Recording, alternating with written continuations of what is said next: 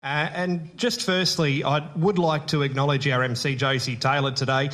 Josie is a decorated journalist and took on the role of editor of ABC Central Victoria here in Bendigo about 12 months ago. She's reported for ABC across flagship news and current affairs programs since 2003 and hosted 7:30 Victoria. She was also part of the Walkley award-winning team, the podcast Trace, The Informer, so please give Josie a round of applause. Thanks also to the staff here at the Conservatory All Seasons in Bendigo for their hospitality today. I was driving up from Gippsland this morning and I was flicking between 3AW Breakfast and the ABC, and 3AW had a segment on the radio this morning talking about the best thing you've learnt this week. And someone from Bendigo called in and said the best thing that I learnt this week was that the All Seasons offers $5 schooners between 4 and 6 p.m.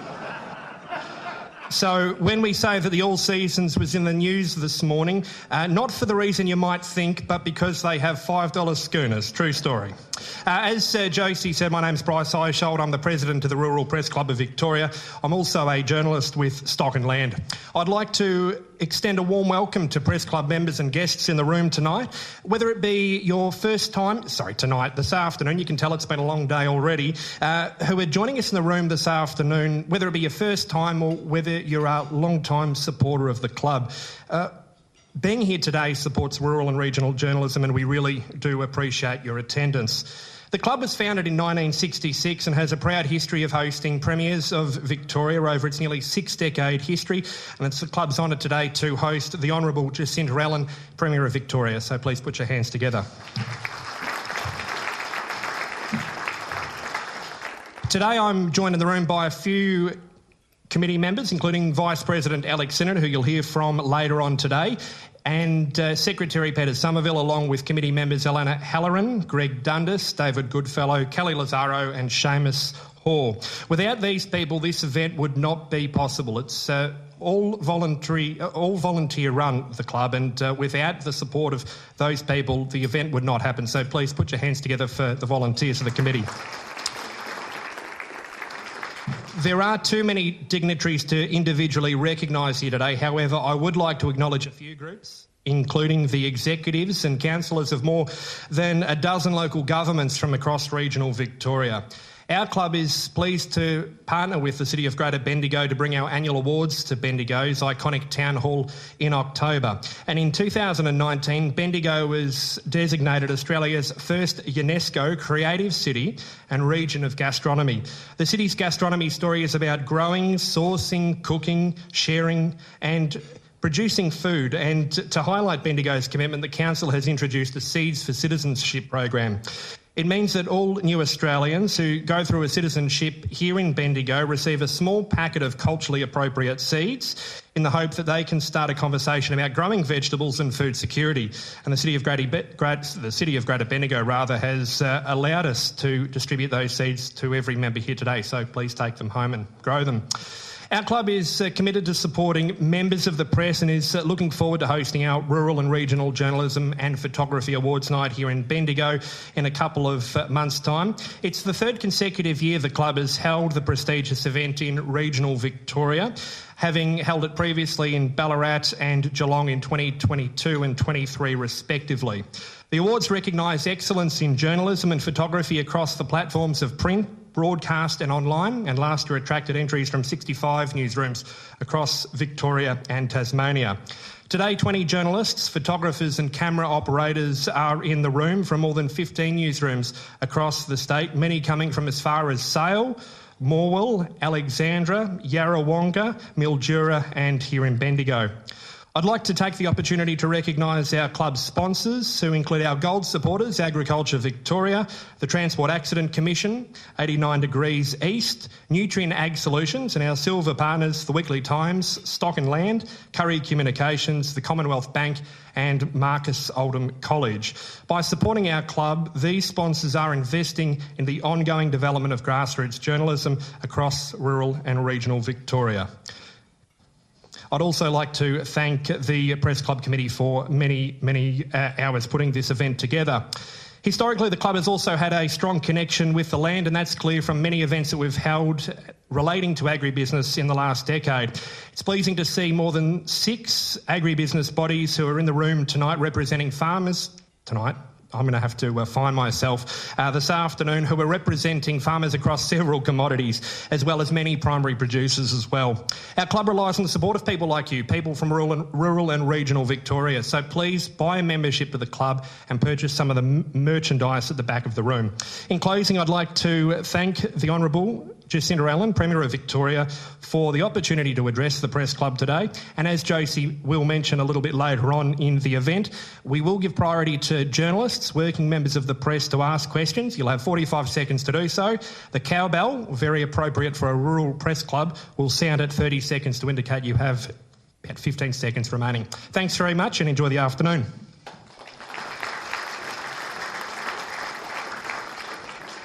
Thanks, Bryce. As you've said, our next guest is the Premier Jacinta Allan. She needs no introduction for many of you in the room. She's in her hometown. She's a Bendigo girl. She raises her family here. She was educated here. She's a regional Premier, and she's here to answer regional questions about the issues that affect us who live in the regions and the journos who report on them, and the photographers and the cameramen. Let's not forget them. So as Bryce said, we're going to keep it really short and sharp and try and move it along so we can get as many answers to your questions as possible. The Premier will make her address and then we'll move swiftly on to the Q&A. Your questions have to be tight. You can do this. If not, you will be crash-tackled to the ground and the microphone will be wrestled from your hand by Tyrone Dalton from the ABC. So with no further ado, let's move on to the Premier. Thank you.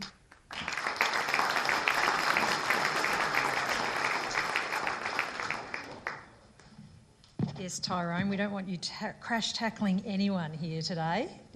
No, look, thank you, Josie, for your welcome and introduction, and also to Bryce. And can I also acknowledge the traditional owners of the beautiful land on which we're gathering on here today, the Dja Dja Wurrung people, and pay my respects to elders past, present, any who are with us here in the room today, and how proud we are as a government to be working alongside First Peoples here in Victoria on our journey through truth towards treaty that will deliver better outcomes for all Victorians.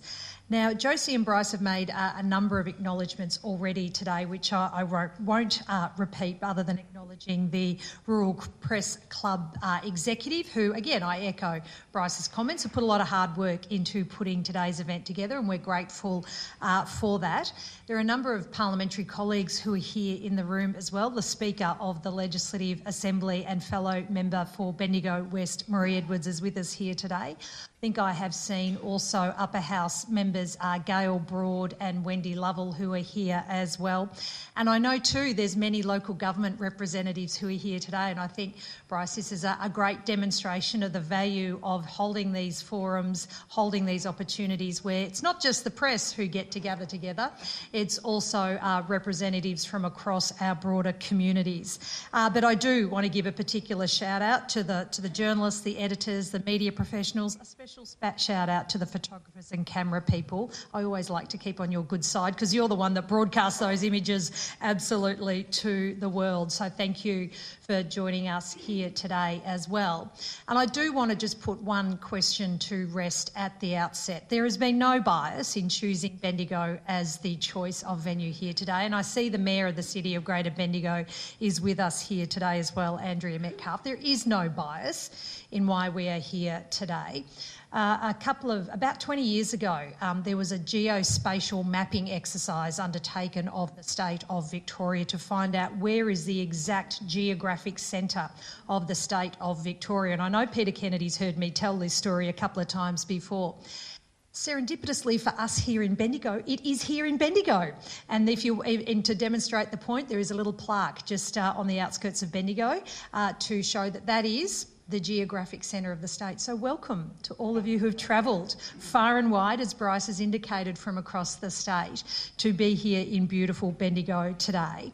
But also too, we're not just celebrating being in the centre of the state, we are absolutely celebrating the importance of rural and regional Victoria, its news, its people, its events to our broader Victorian community. And also too, at the heart of that, celebrating rural and regional journalism. Now, I did once want to be a journalist. Again, I think Peter knows this story. I didn't get the job I wanted at the Bendigo Addy. I tried twice, didn't get the job I wanted, and here I am now. But as a regional Victorian, blame the Bendigo Addy for that one. No. As a regional Victorian, I know so much how much local media matters to local communities. And I want to share with you at the outset a little story that brought that home to me and my family earlier this year. It was leading into Anzac Day, and we were having a chat with the kids about Anzac Day and what it means. And like so many of you in the room here today, like so many Australians, we all have our own family story and connection, our own connection to Anzacs, to men and women who have served our nation in conflict. My grandfather, Fred, served in the Second World War, and my kids were pretty curious to learn a bit more about that direct connection. As is the case also in many families, the local historian in our family is Mum, and I asked her for a bit more detail on Gramps' service in World War II. And she was very quick to respond because she had carefully clipped an article that appeared in the Bendigo Advertiser some years earlier that told his story about his service all those years ago. But it also shared in that newspaper clipping stories that up until then he'd never even really told his family about, the true horrors of war, the lasting heartache of losing some of your closest friends in the most awful of circumstances. So reading that article now with my kids, we learned, I was able to share so much about his life that I didn't know when I was their age, and also too, stories that would otherwise have been lost to the passage of time. That little bit of our family's history was preserved thanks to our local paper. And this is important. Newspapers care about their local communities. Regional media outlet cares about their local community. They listen to old servicemen like my Gramps to tell their story. Now, I must say, I can't give the journo credit. Mum clipped off the byline, so I can't give the journo credit. But it does, for me, tell the story why a strong rural and regional press matters. Because we know there will be thousands of families across the state who have press clippings just like that one, carefully clipped and popped in an old shoebox or memory box to continue to tell their family's story. In more modern times, though, we screenshot and save them on their phone, but the outcome is the same. These saved stories celebrate successes of families, of local sporting teams, of what goes on in our schools, stories that are sentimental, stories that are sometimes sad. Not every one of these stories is going to win that Walkley, is going to reach that acclaim that so many have also received. But it truly matters, telling these stories truly matters to our regional communities, to their readers. And that's where, again, as I said, rural and regional media is absolutely the voice of country communities.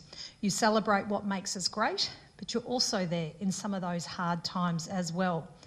Now, much is quite rightly paid and said about the role that local media plays during those times of emergencies, particularly the way you can broadcast those critically important emergency service messages that help keep Victorians safe in times of fires and floods.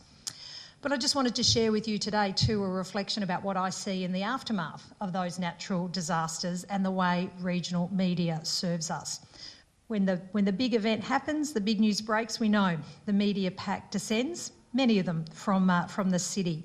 And that rolling coverage across TV and radio, print, online, so many of those different platforms today tell the story about what is happening in that time of emergency in those country towns. But as we know, the recovery does not stop when those live crosses end. Everyone packs up and goes back home. It's those local journos, the local media that is with local communities every step of the way on what is a very long journey of recovery. And that's where we know city journos have their job to do, and they do it well, particularly telling the stories to the world. But the local media also has that additional role, at times that additional responsibility to go with regional communities on the recovery journo. on the recovery journey. And as I was going to say, during my time as local member here, I've been to my fair share of incident control rooms, relief centres and recovery hubs, and I know so many of you have as well.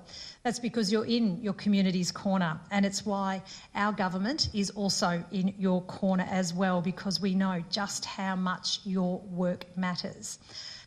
I know I don't need to say to this room just how challenging it is out there in the media landscape, how it is changing, contracting. It's a really challenging environment for newsrooms across the state and across the country. But I did want to emphasise something this afternoon about how we are working together to provide some support along the way. It was a few years ago, our government promised to purchase a full page of government advertising in each edition of every regional paper. Since that time, we've invested $14.4 million supporting 200 outlets. It's an important investment. It's an important investment because it means campaigns like road safety campaigns, fire safety, health and others reach into those communities, reach right into every corner of those communities. It also, along the way, helps provide support to rural and regional media outlets to have some certainty in uncertain times. And according to the Victorian Country Press Association, our government support is a bit of a source of envy and maybe even a lesson too for other states. And we do, as a result, are continuing to support a strong and vibrant rural and regional media landscape here in Victoria. This support has helped sustain newsroom jobs, it's helped retain those positions, and it's helped keep local papers in business. And this for communities has meant that their stories continue to be told.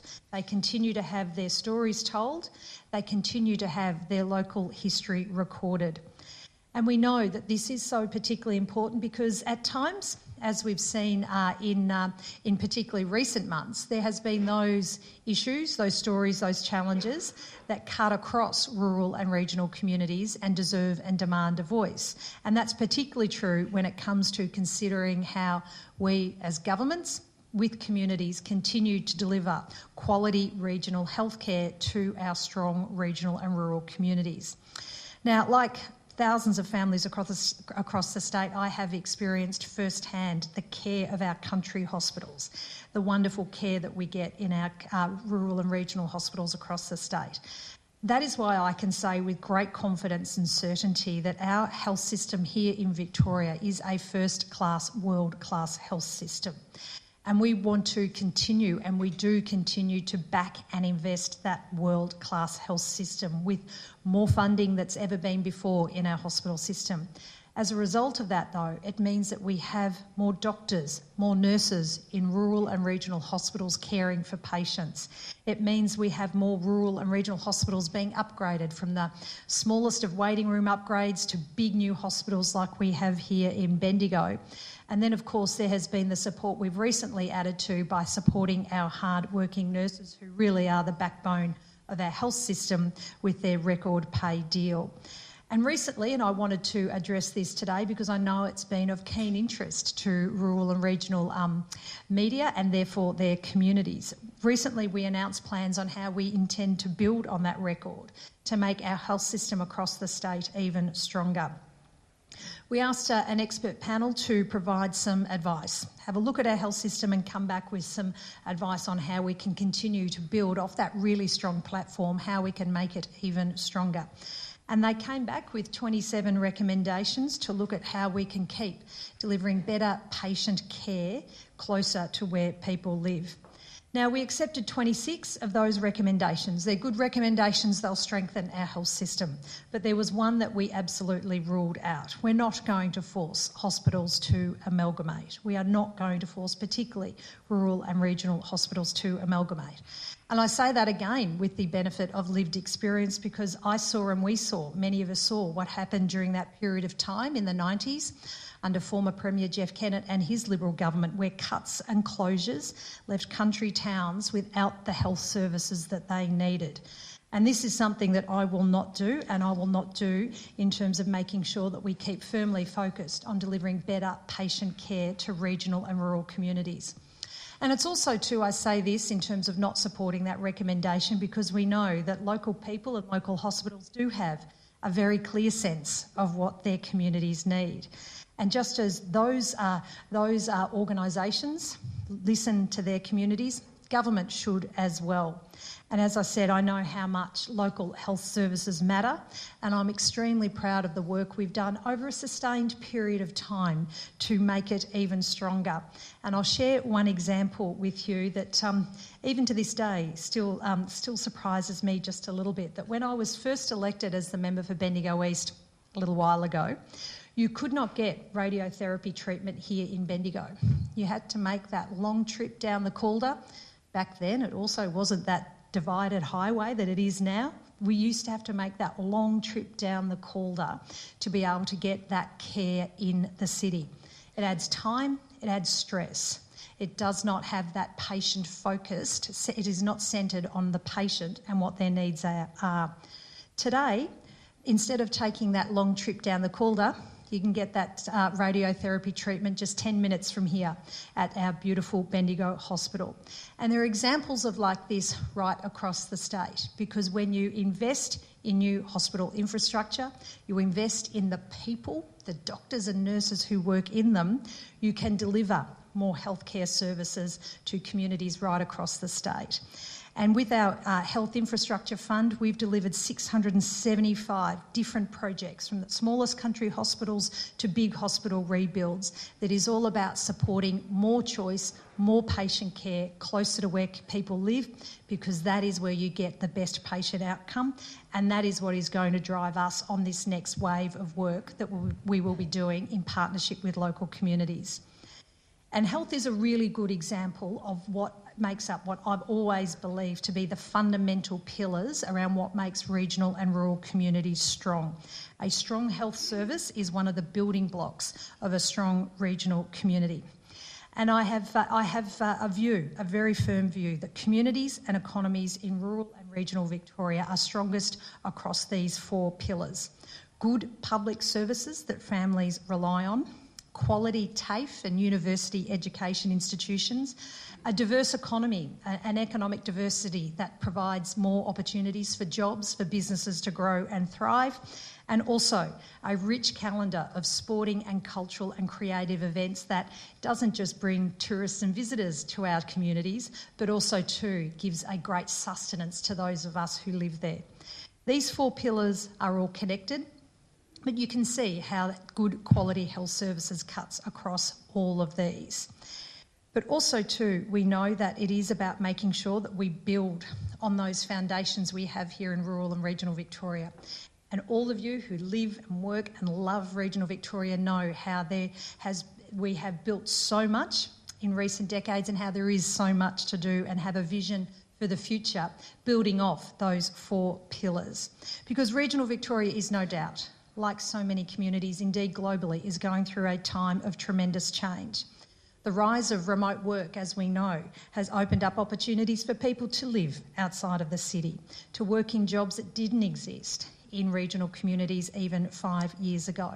It's meant for people who always dreamt about the tree or sea change can now do the tree or sea change and have a great lifestyle alongside a great professionally rewarding career. But also too, it means that Victorians no longer have to leave the communities they grew up in or have chosen to call home to get the jobs that they want.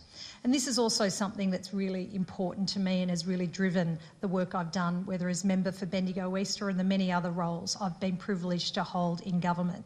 It is about making sure that the next generation of young people can look first to their own communities for their opportunities before having to leave, like so many of my generation had to. But we also know that whether it's the biggest of regional centres, we also know that what makes rural and regional Victoria a fabulous place to live and work is the vibrancy of our smallest towns, our little towns that really do support that fabric of opportunity across the state. And it is making sure that alongside we invest in those services, delivery of services and infrastructure communities need.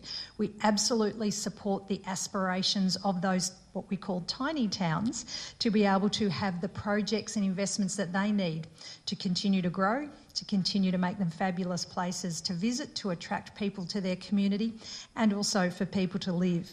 And that's why we have tiny towns grants that support towns of less than 5,000 people.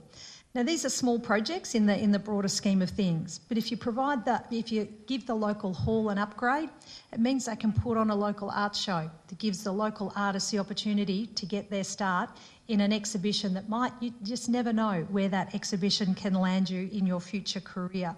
So whether it's from hall upgrades to bike paths to playgrounds, these are little projects that make a big, big difference. It's why I'm using the opportunity today to announce the next phase of Tiny Towns grants, giving communities the chance to pick and promote the projects that they want. And this is a $20 million fund that delivers grants from $5,000 to $50,000. As I said, they're smaller in the broader scheme of things, but they make a big, big difference. And it's also about listening to local communities about what they think, what projects they think their communities need. Now, I've clocked that there's, as I said, a few local government representatives here, mayors and CEOs. So just to let you know, the round opens on Monday, and I'm sure you've got your paperwork ready to go to make those applications. So just in finishing, before I hand back to Josie to shepherd us through the next phase, as rural and regional Victoria grows, there are some things that will never change. If I can go back to those 4 pillars I've long believed build a strong regional community, there is that additional one to add here today. Yes, we need good public services across health, education and transport, education opportunities across universities and TAFE, that economic diversity that supports jobs and businesses that I mentioned earlier, and that full calendar of events and activities. But we also know regional and rural communities need a strong local media outlets that listen to them, that tell their stories, and that is why the work you do is so deeply important.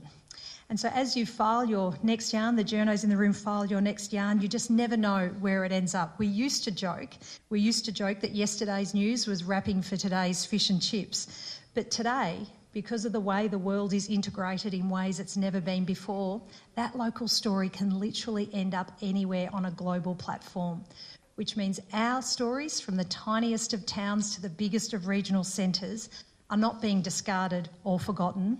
They're setting agendas, they're driving change and making a mark on the world. And sometimes, at a very personal and local level, they're being carefully filed away, being kept as that treasured family's keepsake.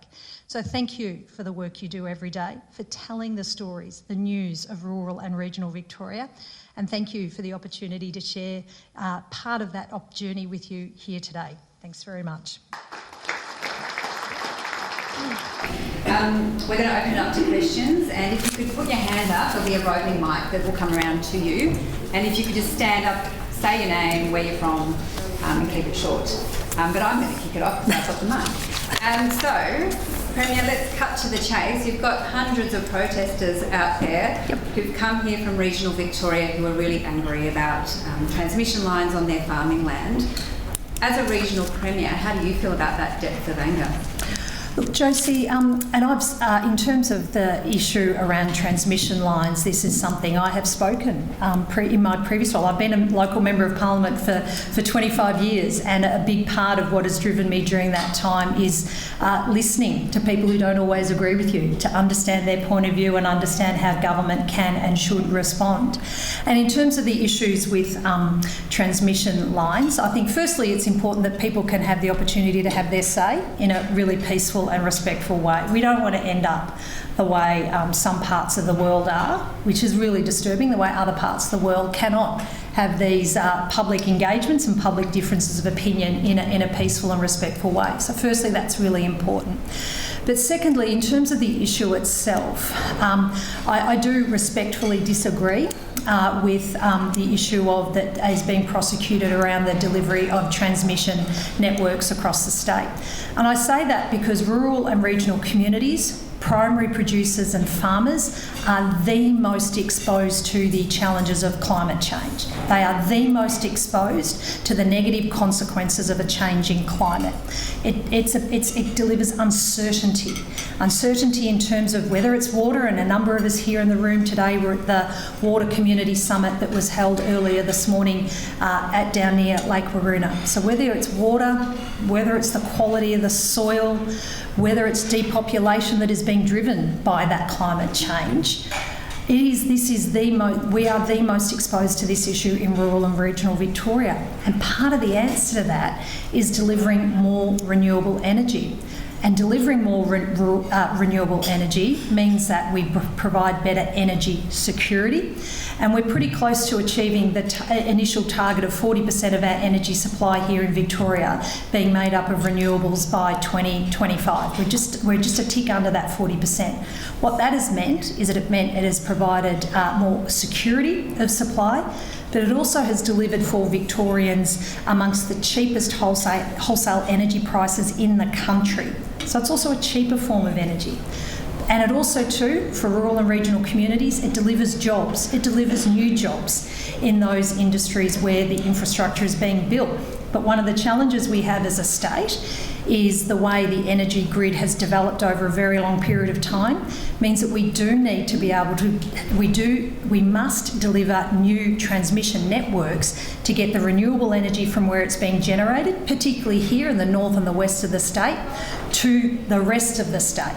We already have as a state 6,500 kilometres of transmission lines that already crisscross the state. Building a couple more to be able to deliver that cheaper, more secure renewable energy is about providing better security for rural and regional communities into the future. So that is why I do respectfully disagree with the views, but absolutely respect the right of people to have their view. Thank you. Who's next? So I'm the walking microphone, so we'll have a and I'll try and be shorter, Josie. I'll do my best, lest I get the cowbell or Tyrone's tackle. 45 seconds. Right, okay. Jeff Adams from the Country News at Shepparton. Premier, thanks for attending that meeting this morning discussing water in the Murray-Darling Basin. We understand that you may be setting up an interdepartmental committee crossing the ministries. Can you tell us how that's going to work, and is there going to be one person responsible for coordinating? Mm-hmm. Thank you. Thanks, Jeff, and it was good to see you as well today. And a shout out to Susanna Sheed, former member for Shepparton, and Dave McKenzie, who are here for driving that forum today. That brought together, as I hope you don't mind me in answering your question, Jeff, repeating something I said at that forum. It brought together politicians of all different stripes in the room with the same purpose, which is to deliver the strongest possible message to the federal government about what we want to see out of a better water security for the Murray-Darling Basin, and how we don't support the buybacks that are being proposed by the Commonwealth Government because of what we understand really deeply, and many of us in this room lived through the Millennium Drought. We saw the impact of that drought. We also saw what worked in terms of addressing those issues around water security, and we don't support the buybacks that are being proposed by the Commonwealth. In prosecuting that case in the strongest possible terms to the Commonwealth Government, we are taking a whole-of-government approach. In answer to your question, Jeff, who's driving that, the Water Minister remains firmly in the driver's seat, and we have a very powerful advocate and voice in Harriet Shing as our state's Water Minister to prosecute this case for us on our behalf. But we know too that water isn't just something that sits in one part of government. In terms of when you have secure water supplies, it's about making sure it's supporting regional economies, communities, jobs, and our way of life. And that is why I have asked Harriet to coordinate across a number of ministers, agriculture, local government, regional development, and also myself, in terms of putting together our response, because it is absolutely clear that this is, in the context of the answer I gave earlier, the issues and challenges of a changing climate aren't going to be addressed by one initiative or one point in time. It's something we need to continue to work at, and we need to continue to take a whole-of-government approach, which is why I've asked Harriet to work across a range of ministers, both in terms of prosecuting our case around buybacks, but also looking at how we can continue to support those communities that are feeling some of the challenges of water security and water transition. Great. So, name and time. Premier Danielle Cucinoto, Victorian Farmers Federation Vice President. Thank you for coming today. Farmers are feeling increasingly frustrated, death by 1,000 cuts, whether you look at wild jobs, pests, transmissions, renewables, and welfare legislation, and I'm not getting cut off by the bell. However, the list goes on, and you've talked about listening and so on, but farmers feel extremely unheard, which is where you see the issues of today standing out the front. Are you open to committing to a holistic food and fibre strategy across the whole of Victoria that actually prioritises agriculture and rural regional communities? Well, firstly, Daniela, I will say that food and fibre as an industry remains firmly one of our key areas of economic activity for our state. It is one of, and I don't have to tell the Vice President of the VFF this, or indeed anyone in the room, like it is such a strategic advantage we have here in Victoria, particularly when you look at at our export opportunities, and again the great diversity of opportunity that comes across the food and fibre sector. We are working on across government, in a similar vein to my answer to Jeff's question earlier. We're working on an economic growth strategy at the moment, looking at those sectors of the economy that have served us well and looking at those that with a bit more support and activity can continue to grow the economy and jobs into the future. And food and fibre is such a central tenet to that. It must be a central tenet to that because it is already a big part of our economy and community. But again, changing in technology, changing in climate, some of the inflationary pressures that we're all experiencing are also being experienced by the industry, and we want to continue to support it again because it is an industry that is found in every corner of the state, and if you support that industry it means you're also supporting some of those tiny towns that I was talking about earlier. Given we're in Bendigo, it'd be remiss of me not to get a Bendigo advertiser. Thank you very much, Premier. I'm just wondering, Sunday bus services for Strathfield, there's a bit of a push on at the moment to try and get one.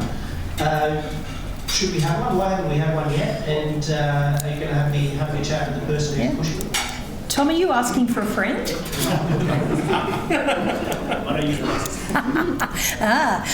Look, I will follow that up in terms of the local representatives. Look, bus services in a place like Bendigo, where we continue to grow to the north and the south and the east of us is and the west. In terms of those growth areas, making sure we have the bus services to support that. Over the years, we've done that for Gornong and Huntley and Juneton. So I'll follow that one up in terms of what we can do to continue to support Strathfield Say. We added quite a few extra buses to Strathfield Say back in 2016 when we did a big bus review, but it sounds like they're keen for some more, so I'll follow that up with them. Now we have Barry, whose accent I'm very envious of. Apologies for the difficulty to understand around. Thanks very much for your time, Barry Murphy from Stock and Land. A question we have for readers in northeast Victoria. The farmers there, they're reporting increasing numbers of wild dogs and increasing numbers of attacks on their livestock. They're saying that wild dogs are encroaching on residential areas, taking pets out of the backyard, and that kind of thing. The wild dog protection order that expires on the 1st of October is under debate at the moment. Minister Ross Spencer, Agriculture Minister, is kind of holding her cards close to her chest on it. Farmers there say, look, they're not being listened to, they're not being consulted. They say the dogs are hybrids and not being a thing goes, that could be argued elsewhere in Australia. In your view, should the order be extended? And do you think it's fair that farmers have been left unconsulted with and unheard?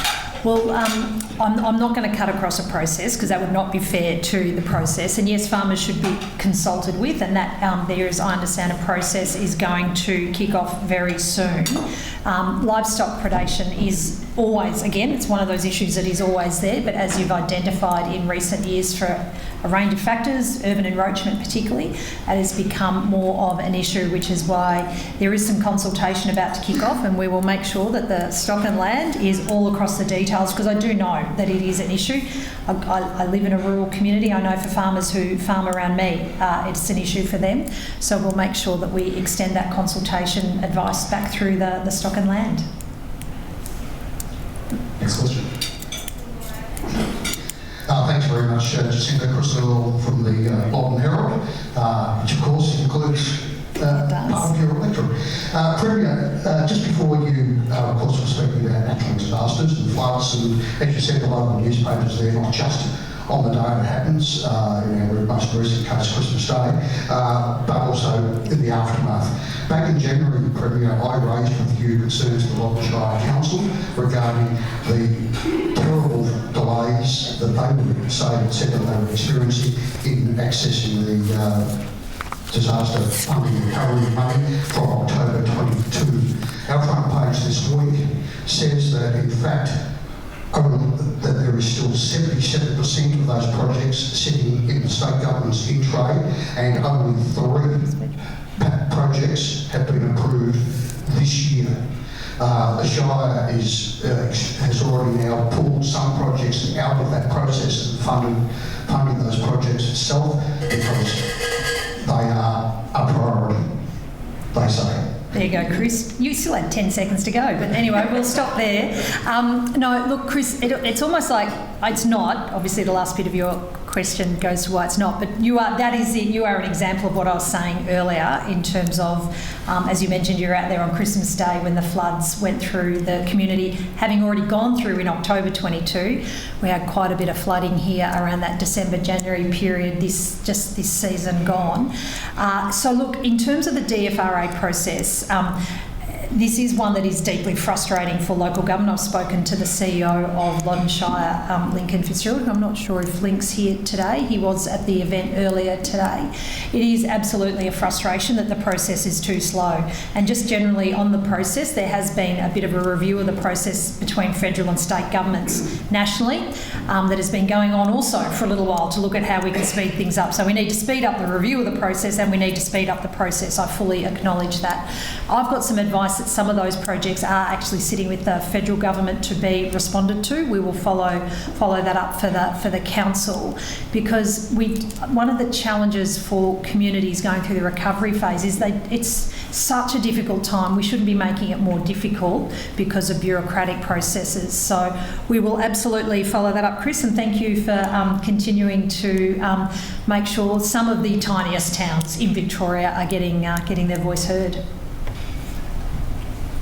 Hi Jacinta, Emma from the ABC Bendigo.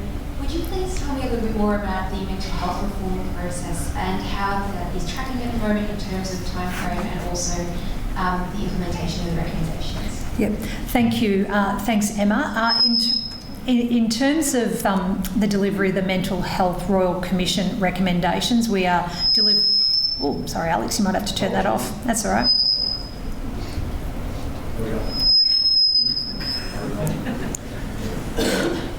There we go. We are delivering all of those Royal Commission recommendations that were, the Royal Commission was handed out in March of 2021, and as we are rolling them out, we are doing that too in a pretty changed landscape in terms of I don't think anyone would argue that there is more pressures on communities than there ever has been before. So the need to reform, the reason why we held the Royal Commission in the first place, to reform a system, to make it stronger and more responsive, is even more needed now than it was at the time that it was called for. So those recommendations are rolling out. There is a large number of them, so I'm not sure if there is one in particular you're concerned about that we can come back to. There has been some challenges in the rollout, particularly in terms of workforce shortages. The sectors of our community that deliver services, people-based services, are experiencing some of the largest skill shortages. There's been recent reporting around teaching shortages. The mental health and health sector is no different. So that has added some challenges, which is why we've invested, I think, something like $300 million in workforce initiatives to increase and incentivise people to come and work in this really critical area. But we remain absolutely determined to deliver on the Royal Commission recommendations, because, as I said, the need for this is even more so than when we first called for the Commission to do its work. My problem is I was under a speaker, so hopefully it works this time. Thank you. Tony Noel, Deputy Mayor of Combaston Shire, just up the road, neighbours. Premier, 2022 flood, as you're well aware, Rochester was a massive hit there. Today, nearly 2 years on, a lot of our people in Rochester are still struggling mentally, emotionally. Our recovery hub there is, which you visited, and thank you very much for that, is very, very busy. One of the other casualties of that flood was our swimming pool, which is written off. Our council is now in the process of going through full design costings.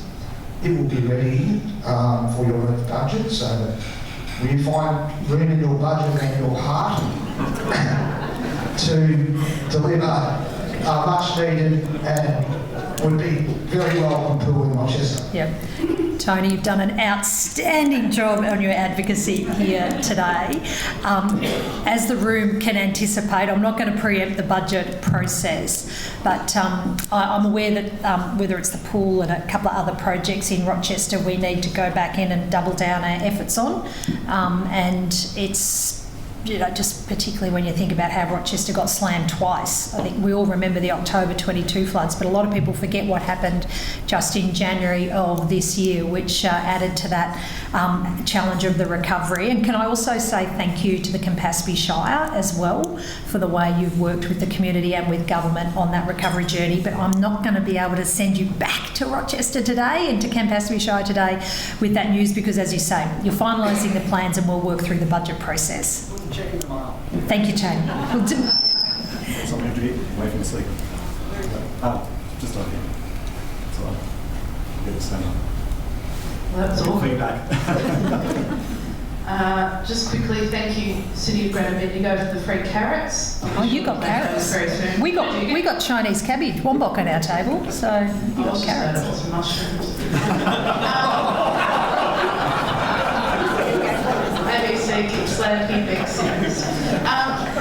Look, we all knew, I hope I'm not cancelled about that, but we all knew that COVID would have flow-on effects for our healthcare system. You say it is, you know, a world-class system, and yet we're still having ambulances ramping all the time on the weekend in Gippsland, which could be its own state. We had ambulances ramped everywhere. We had people driving those ambulances 2 and 3 hours to different accidents, and then somebody had to quickly run somebody up to the Alfred for non-urgent stuff. How can we address this problem? Is it because of the elderly that we have in aged care that have always been treated? I don't know, it's a pretty multifaceted situation, but how are you going to fix it? Yeah, Beck, part of the answer to your question is in your question. The delivery of healthcare has never been more complex. There is the ageing and growing population, and on terms of our ambulance system, they had their busiest quarter on record. Their most recent data that came out showed they had the most demand they've ever had before, but they actually had a small but a slight improvement in their response times. So in terms of having to keep up with the investment in the actual people who do the work, who work so incredibly hard, we've doubled the number of paramedics that are on the road, but it is absolutely clear the broader health system needs to be addressed in terms of responding what the ambulance system brings to the front door of the hospital. This is a room that would also know well the consequence of having a GP system that isn't working as it should, and how we need further work from the federal government to reform that GP system, because that is putting pressure on both the ambulance system and the emergency department. That is the, if you like, the funnel coming into our health system that's putting huge pressure. And then coming out the other end, as you've identified, both the ageing of the population and also the increasing number of people with chronic illness, and people living longer with more chronic illness puts more pressure on the hospital system as well, and it does require us to consider about how in treating patients, how we can support patients in the right environment. And that brings me back to the work that I mentioned earlier in terms of the expert panel report and the development of local health networks that have come out of those recommendations that we have accepted. Because what's become clear is we do need our local hospitals to work better. Some do it really, really well, but we think that there is room for improvement, particularly when you're looking at that step down from your big tertiary service delivery, about how some of our country hospitals particularly can be doing some of that step down care in a more coordinated way. We know that. And also too, going back to my central premise earlier, if you can get people cared for closer to where they live, that gets better outcomes for everyone. So that's the work that the local health networks will be, part of their work will be responsible for. And as we work through that process, it is about making sure that we continue to invest in particularly our paramedics, look at how we can reform the system, but also too, think about how we can also take pressure off our AMBOs, because unfortunately from time to time there is AMBOs are being called out, and they say this, I'm not saying anything particularly controversial because AMBOs have been saying this for quite a while. We also need to think about how the system responds and supports our paramedics as well. Thank you. Afternoon, Premier. Ron Milton from Wodonga City Council. You may well be expecting me to come and have some derogatory terms about what's happening with our hospital, but I'm going to do the exact opposite. Thank you for what you said today. I really appreciate the work that you've explained to us today that is going on in our health system. But I'd like to invite you and your government to come on a pathway with us to bring the Commonwealth Government into a cross-border issue, which is our Albury-Wodonga health structures and is our Albury-Wodonga health facilities requirements. We can bring, we believe with the cooperation of your government, we can bring the Commonwealth Government into the process and bring considerably more hundreds of millions of dollars to the Albury-Wodonga Health Project to introduce tertiary education and to introduce the medics that are all trained in Albury-Wodonga.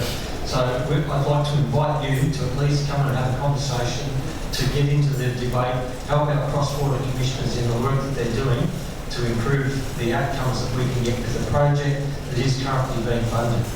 Thank you, Ron, and thank you for your ongoing advocacy on behalf of not just the Wodonga community, but as you say, the Albury-Wodonga community as well. And we had the chance, it was actually almost 12 months ago to the day when I was in Wodonga, where we had the chance to last talk face-to-face about these issues.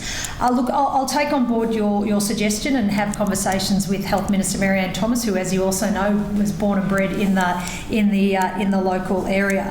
Because whether it's, I would put to you, whether it's in Wodonga or in other parts of rural and regional Victoria, the state, we'd love that federal government to do more in supporting our hospital and health system. They've made some big strides forward in changing bulk billing rates as following a decade of neglect from the former federal Liberal National government in terms of how it really has decimated parts of our GP network. They're trying to turn that ship around, particularly with adjustments to bulk billing rates, but there is a lot more to be done, particularly in an environment where hospitals are jointly funded, federal and state. We absolutely step up and own the delivery responsibility, but it is a joint funding responsibility, and we're having some negotiations at the moment right now with the federal government on health funding and how we do need to ensure that our health system, like we've all, it's interesting, it's such an important priority of this room today. It's a priority of all of our communities, and we need to continue to push that case to the federal government. So thank you.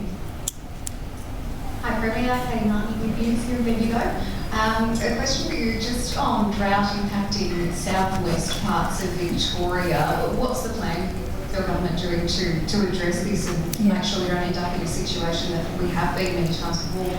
Yeah, thanks, Katie. And Bryce, am I allowed to pinch the stat you just gave me earlier? We were just having this conversation at our table over lunch where that southwest corner of the state, Portland and Edenhope and Casterton, have had their driest season on record.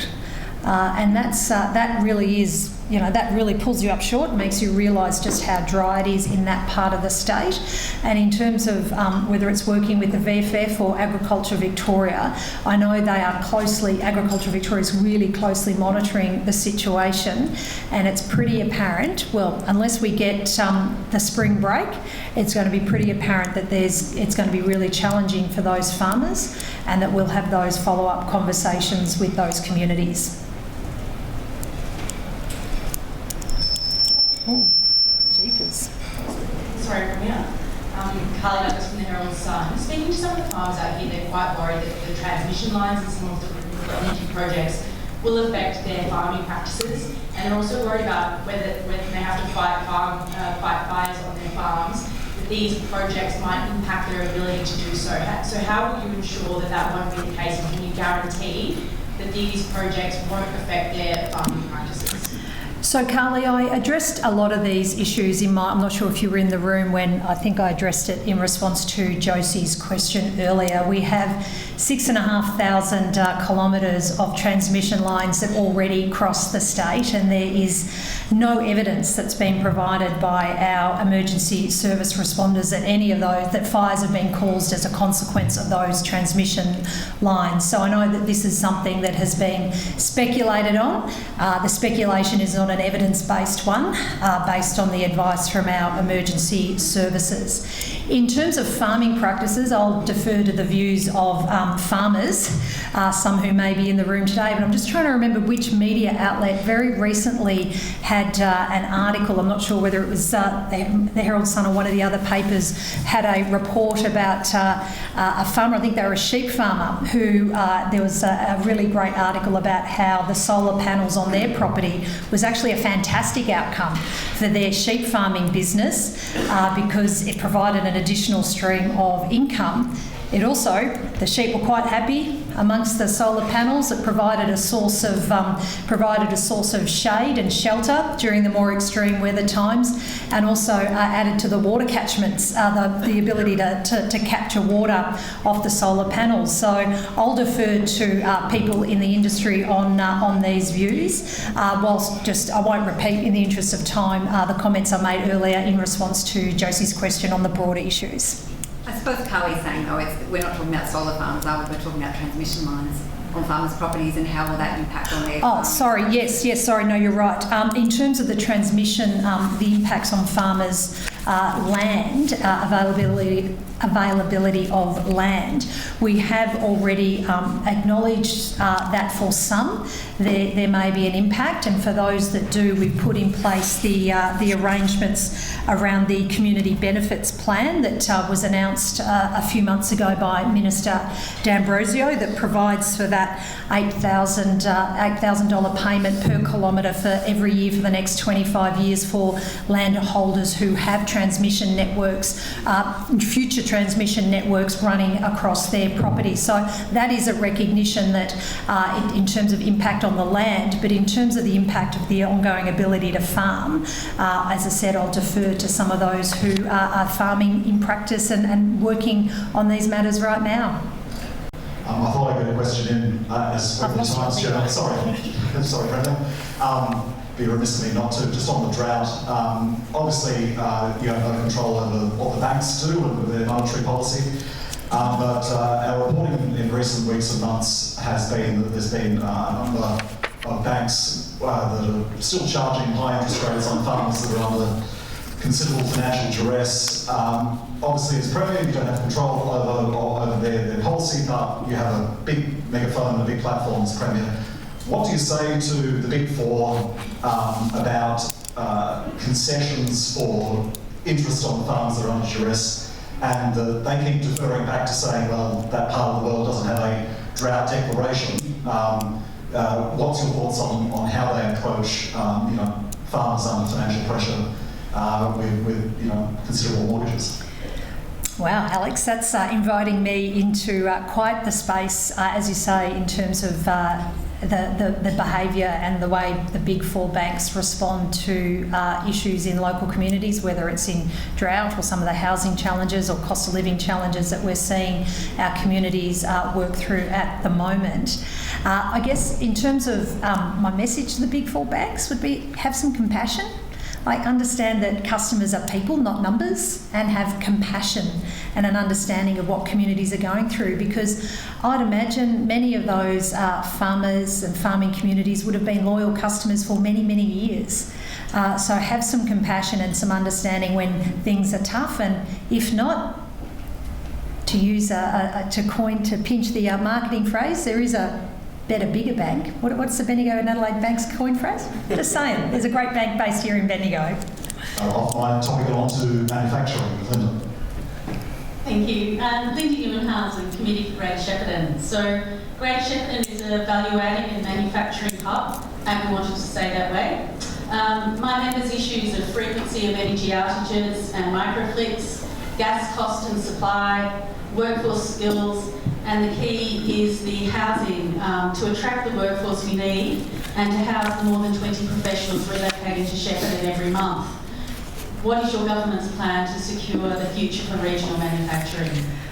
Linda, you've covered a fair bit of territory in that question. I think I've probably covered off the energy ones earlier, so I won't repeat what I've said about energy earlier in terms of security and lowest wholesale prices in the national energy market.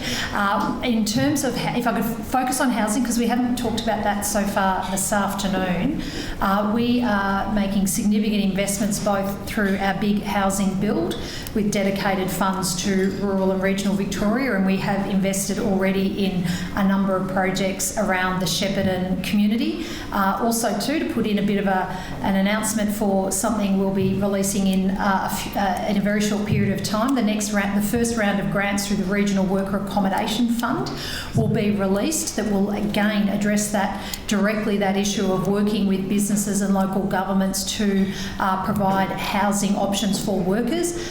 And I think the stat you gave, which was 20 professionals a month moving to Shepparton, that is a sign that that is a sign of confidence in the Shepparton community and economy. If you're attracting 20 new professional people to your community every single month, that is 240 people a year that is adding to your community and your economy, and I would suggest that speaks to the great strength of the region.